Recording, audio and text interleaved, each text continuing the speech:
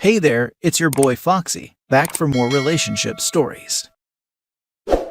Divorce is pretty common these days. The official stats say 50-50, but for the OP of this story, it might as well be 90-10, given that she grew up with all of her friends' parents either divorced or never married. Imagine growing up watching your parents in a loving relationship for 25 years. People around you, friends and teachers, looking at them and telling you how lucky you are for having a great example of what marriage should be like, only to one day accidentally find out that your mom is actually betraying your dad in a nasty, disgusting way. Let's read this story. Original post. My 24 female, mom, 47 female, and dad 50 male, have been together for 25 years, and I could have honestly said that they were the ideal relationship in my mind. They rarely ever argued, always talked to each other, and I thought, we're always loving and faithful to each other. I can even remember in school a few of my teachers telling me that my dad and mom were a great couple, and that I should be thankful that I had a great example of what a healthy relationship looks like. They've rarely argued. I can count on both of my hands the times they've yelled at each other. They've always been happy together, as far as I know. I needed to use my mom's laptop to send off some work emails, as mine was not connecting to our Wi-Fi. I started sending off emails, and my mom's messages popped up on her laptop. It was from a guy named Chris, and he thanked her for draining him last night. I, not knowing what the hell was going on, decided to open up her messages, and I saw that she has been cheating on my dad for the past year at least. The messages they sent each other were extremely explicit, and they even sent pictures and videos. I started to hyperventilate and realized what was happening. I started to dry heave. I was able to screenshot the messages and send the pictures to my email. After that, I told my parents I was going out for a bit. My dad told me to stay safe and kissed my forehead, and I nearly broke down in the house. I was able to drive away for a few minutes and get to a private location and cry. Why would she do this? Does she not love my dad? He's done so much for her, waited on her hand and foot when she broke her leg skiing, moved so she could be closer to her family when she went through PPD with me. He's done so much for all of us, and she does this. Why? Dad was always there for her when she needed him, worked overtime to allow us to experience things together. I don't know what I'm going to tell my sister, 18. She's coming back from university next week and she adores our dad. It's also the last thing I want to tell my brother, 22, because he's doing his master's, and I don't want anything to distract him from his final exams in a few months. It's like I can't tell anyone about this. All of my friends' parents are divorced or were never married to begin with, and they also looked at my parents as what a good marriage looked like. I'm sorry if I'm rambling, I just don't know what to do. Whenever I think about it, I feel hurt. I remember when I was 16 and my mom showed me the love letters and poems my dad wrote for her, and they were all so beautiful. He's loved her with all of his heart for 25 years, and she's been doing this to him. The last person I want to tell is my dad. I feel as if me telling him will break everything, and the dad I knew who was so loving and caring will be gone. I've been told by my friends that it happened to their parents too, that for years they were never the same. My best friend's dad took his own life when he found out about his wife's infidelity. I'm sorry if this is rambling, I'm just so hurt and confused.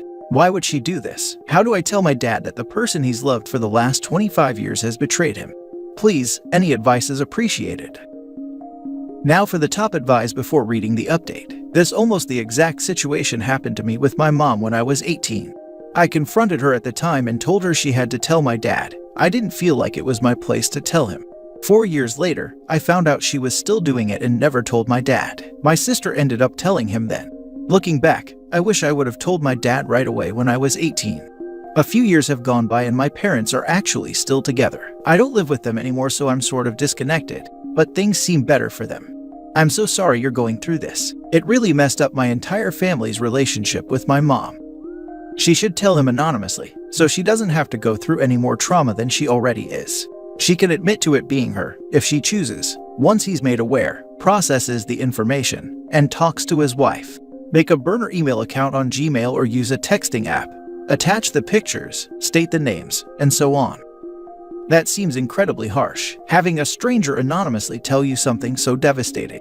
She needs to talk to mom. If mom doesn't come clean, she should talk to dad. It isn't something she should have to bear the weight of, but it's not something you want to hear from a stranger either. And I'm sure hearing it from your own child is devastating, but again, better than questioning a stranger. Tell her that she is to tell him or you will, and not to delete or hide anything because you already have the proof to show him if you have to. He deserves to know. She'll get mad that you saw her personal stuff and will probably get defensive. But if she wasn't fooling around, she'd have nothing to worry about. It'll be tough, but it needs to be done. Good luck and keep us updated. Agree with this. Mom, I'm not going to hold this in. And if you make me be the one to tell Dad and the other kids what's going on, I'm probably going to hate you for it for the rest of my life. Do the right thing. Now for the update. Sorry for the post being so long. It has been a while since I last posted and a lot has happened. Thank you for everyone who responded and everyone who DM'd me with advice and support. So, after I got back home, I headed straight to bed. When I was having breakfast the next morning, I was on Twitter and my mom saw a thread on the Chris Rock situation at the Oscars and we got to talking about it. I ended up asking about if she would have, or ever had an open relationship agreement with Dad. She shut it down straight away and said she could never do such a thing, and that she loved my dad too much to ever let him sleep with someone else. She then went on for about 10 minutes on how much she loved him, and how they were each other's one and only. I wanted to scream at her that I knew what she was doing, but I held my tongue and knew that I had to tell my dad about what I had found out. At the end of the week, I got everything together and asked my dad if he wanted to spend the day with me and go get food and do whatever he wanted to do. He said sure, and that he hasn't really spent any time with me since I started my new job, and it'd be nice to spend the day together. I tried to keep everything together, but he could tell something was off. We went to his self-storage lot as he needed to pick up some stuff to bring back to the house. Before we left, he stopped me and asked if I was all right. He said, "Hey, are you okay? You've been really quiet and clingy today. Did something happen with your boyfriend?" I ended up bursting into tears and told him what happened. He asked if I was 100% sure, and I said that I had my laptop with me and I could show him some of the emails I had saved. When he saw them, I could see the pain in his eyes. It was like someone had stabbed him. For a few minutes he was silent and there were tears just streaming down his face. He wasn't sobbing, there were just tears. He hugged me and said, "Thank you for telling me about this. No matter what happens from here, please remember I love you and your brother and sister. You lot are my pride and joy, don't ever forget that." He dried his face and we ended up driving home. When we got back, he told me to not mention anything to Mom, and he wanted to check some things before he talked to her about this. We all ended up going to sleep early that night, but I couldn't rest. I kept on having nightmares where the worst happened to my dad. I ended up going downstairs at around 2 in the morning and saw my dad on Mom's laptop looking through her emails. I asked what he was doing, and this was the first time I've ever seen my dad so angry. He turned his head around to me and just said, "That freaking witch," and left the house. I checked the emails and saw that he had 4 days open. Seeing this has truly killed any part of me that had any feelings for my mom. The days in question were the day my aunt, Dad's younger sister, died, the day after, the day of her funeral, and the day her ashes were scattered. In those emails were my mom asking to meet up with Chris, and asking Chris what he was going to do with her when she got to his place. I vomited again and realized that Dad had just left the house and I had no idea where he was going. I got outside and saw he was sitting in the car and he was bawling. He couldn't stop crying. I felt as if this had broken him. After about an hour, I convinced him to come back inside and try to get some rest. I closed the laptop and put it back so my mom wouldn't find out about my dad going through her history. On the following Tuesday is when my dad decided to confront Mom about her affair. I was not home when it happened, but he sat down with her and asked if she was having an affair. She of course denied this and said that she could never do such a thing and that she loved him with all her heart. My dad lost it and showed her the emails and yelled at her, phoned her brother to pick her up, and that he was filing for divorce immediately.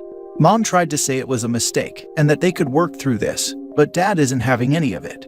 Since that day, he has not contacted her unless it is through a lawyer. My uncle has come over the house a few times to get clothes and other things for my mom, and he tries to give updates on her well-being to my dad, but he just shuts it down and says he doesn't care, and says that she needs to speed up on getting paperwork signed. As for my brother and sister, I contacted my brother on the Wednesday and told him what had happened. I apologized because it was so close to his exams and that this is the last thing that he should be worried about. He said that he'd be coming back once exams were over, and that I should keep an eye on Dad just in case anything happened. My sister, on the other hand, came back home the day after I told her, and hasn't really left Dad's side since. She basically waiting on him hand and foot, cleaning the house, making dinner for all of us. I think she's taking this the worse, and my dad thought so too, so he asked her to see a counselor and that he'd be okay. My mom has tried to contact all of us and none of us have responded, aside from making sure she had started on the paperwork and was in contact with a lawyer, etc. Dad has said that I should probably meet with Mom soon, as despite all that's happened between the two of them, she was never a bad mom, and loved us just as much as he did. So, I will be meeting with her next week and I am dreading every minute of it. So now we're all in a weird place where we don't know what's going to happen next. Dad is a lot less like himself and is a lot quieter and more reserved, which scares me, but thankfully a lot of his friends and family have been over-offering him support. The one funny thing I can say is, when I told my close friends about their divorce, a lot of them made the joke that they'd be snapping up my dad once he's back on the dating market, which I can see as being a bit weird, but is pretty funny because they admitted to having crushes on him when they were 16. Stupid stuff like that, even if they are jokes, gives me some hope that once this all ends, he'll hopefully find someone who values and loves him like we all do. The days in question were the day my aunt, Dad's younger sister, died, the day after, the day of her funeral, and the day her ashes were scattered. In those emails were my mom asking to meet up with Chris, and asking Chris what he was going to do with her when she got to his place. Any hope, and I mean any hope, your mother had of even coming close to reconciling, was dealt a death blow from this one thing. Lots of couples do manage to survive the infidelity, if crap like this doesn't happen, but that level of cheating is not something that anyone could ever come back from. My guess is that as soon as he read those emails and saw the date, that any love or feelings he had for your mother disappeared in that instance. And so it should, as that is just patently disgusting and disrespectful. Cheating is bad enough, but that amount of disrespect is on a completely different level. Look after your dad, OP, but I suspect that his anger at your mother will take years to subside, if ever. I hope for her sake that she doesn't fight this and just agrees to the divorce. If she pushes back in any way, your father will burn everything to a cinder before he gives her anything. It's been a few weeks since everything has happened. I don't know if he's still angry, though he doesn't really talk about it with any of us. He has been spending a lot more time at the gym now compared to his normal schedule, and he's been spending time with his friend who trains boxers and other fighters. I don't know if that is indicative of anything concerning, or he's just trying to get rid of his anger in a healthy, controlled environment. It's the last part mostly. Gym brings focus. The boxing ring brings focus. It allows us to not think, just do for an hour or two. Our emotions are wired more physically into us, if that makes sense. This is mostly how we deal with highly intense emotional situations. That anger will probably never fully go away, or at least not for a long while. The gym and the boxing ring are healthy outlets to help bleed that anger so it doesn't consume your father.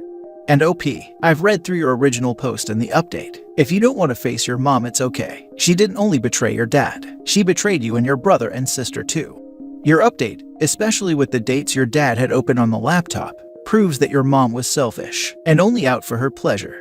If you do go through meeting her, prepare for her to try and spin doctor/gaslight the situation to her advantage. Also assume you'll probably not get closure on why she cheated in any way that will satisfy you. Be safe, trust in your siblings and your dad. That's true family. Hope the four of you can heal fully from this. After my dad told my mom that he loves someone else and can leave her, she started running in the forest. Years later, she explained to me that she started running because otherwise she would have started drinking or did even worse. She needed a way to feel something else or nothing.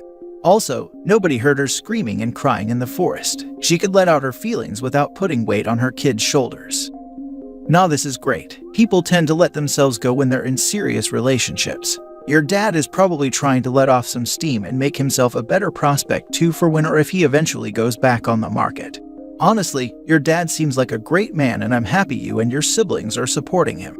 That's all you can really do. Try to make his life as stress-free and easy as possible. Spend quality time with him, laugh and so on. I can't imagine what he's going through right now. It's nothing like the cheating I've experienced from girlfriends, but he does have you guys, so he'll be okay. You and your siblings are going to be the deciding factor on how hard this hits him. My dad hasn't really let himself go. He was very on top of being physically fit to the point of forcing me and my siblings to go on runs with him during the weekends and in the summer. He did stop boxing when my brother was born though, so he could be at the house more. I can remember when he bought home gym stuff when I was 6, and I nearly crushed myself trying to copy what he was doing. Now for the last story. My husband doesn't understand why I'm upset that he slept over a female coworker's house after a fight. My husband and I, 39 male and 41 female, just came back from our 11th anniversary vacation. We had an absolutely amazing time. The day after we came home, he went fishing with his brother. When he came home, he was in a horrible mood, snapping about everything I did. He was being completely fine to the kids though, but with me, it was like I couldn't do anything right. We eventually had a huge fight. He ended up yelling and slamming a door, and I told him to leave and cool off. I really can't even pinpoint exactly what he was mad about.